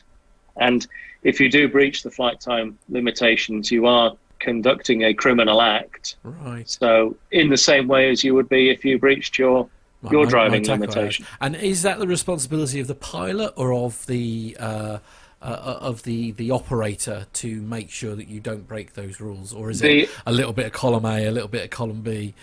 The ultimate responsibility is on the individual. Right. So the individual is responsible for ensuring that they do not operate when they shouldn't. Okay. The operator has a duty of care, is probably the best way of putting it, where they should ensure that they don't require you to operate, but ultimately it's your responsibility. Wow. Okay. Well, as always, Al, it's a fascinating subject, and I know we've only just scratched the surface, but for now, Captain Al, thank you. It's a pleasure. And there we go. Another job well done. Thank you, Matt and Captain Al. Indeed, absolutely. Yes, yeah, great. Great job. As I say, it's such a complex subject as well, isn't it? Which I knew it was going to be. The minute I opened my mouth and sort of asked the questions that I did, I knew there was not going to be a simple answer. But yeah, very involved. The chat room definitely enjoyed that, Matt. Did they? Good news, absolutely. In fact, actually, Richard is saying that those rules are so complex. Almost aimed at causing breaches, really, he's sort of suggesting here, a bit like some of the really ancient UK laws that have never been repealed, making almost everybody technically a criminal if enforced, which is, you know, the future. Yeah, we have complicated rules here because you have Part 91 flying, Part 135 flying, which is on demand or scheduled charter, amongst other things, or Part 121 flying, which falls under Part 117 crew rest rules, but one airplane and one aircrew could fly all three of them, Part 91, 135, and 121 in the same day. I mean, Right. Nice. Actually, Matt is a very nice, very nice comment, Matt, in the chat room from Nick Codling. Please don't ever stop doing these. Is that what you're referring to? Yeah, that's correct. Yeah. Right. Okay. All right. Well, in fact, actually, genuinely, boys and girls, ladies and gentlemen, he says, trying to be suddenly realising what he said out loud and trying to be less condescending. We are hopefully going to be organising some more recordings in the next week or so, and genuinely, guys, we would love any of your questions, please, that you would like me to put to Captain Al. So this is your opportunity, because we're busy sort of trying to work out what subjects we're going to talk about in our next recording session, which will hopefully happen in the next week or so. So please, podcast at planetalkinguk.com. That's podcast at planetalkinguk.com. If you've got any questions that you would like the answers to do with aviation, and I'm sure Captain Al will have the answers. That's his Friday night name. Yeah, it's Friday. Sorry, I've had 2 beers in between now. That was clearly my teeth are no longer my own. But yes, it's a podcast at planetalkinguk.com. Please do get your questions in, so that I've got lots of juicy content to get out of Captain Al for the next show. Anyway, I've talked on far too long, so Carlos, it's time to wrap up, please. Yes, it's time to start to wrap up the show then. So don't forget those social media links: Facebook, Twitter, Instagram. Search social media for Plane Talking UK. I'm sure you all have already. That all-important WhatsApp number, if you want to get your picture on the green screen behind Matt or me here in the studio, you can send that to +44 757 224 9166. Send your pictures there. Or you can email them to us, podcast at planetalkinguk.com, and those all-important questions for Captain Al for the Plane Truths. And don't forget our website, allthews.planetalkinguk.com. Click on our website. You can find all the links on our website to our Patreon page if you want to become a patron of the show and help us promote and push things through to you every week on the show. And also you can find the store on there where you can grab yourself a shiny new PTUK glorious cotton, 100% cotton, beautiful t-shirt with the embroidered logo on. And you can also get yourself a PTUK coffee and tea mug from the store on there as well. And you can also go on to our Amazon link and click on and do your shopping through Amazon, which I have done twice this week, and buy your things through Amazon. Doesn't cost you a penny, but it gives us a nice little referral fee once a year for your purchases. And also don't forget as well to click on the website and just check us out, really, because there's lots of information about the crew on there. So social media reminders as well to everyone as well to look at Airshow World, because we're going to say a big thanks to Stu over at Airshow World for giving us a shout out on his show tonight. Really appreciate to him, and for anyone who's interested, check out his channel on YouTube, Airshow World.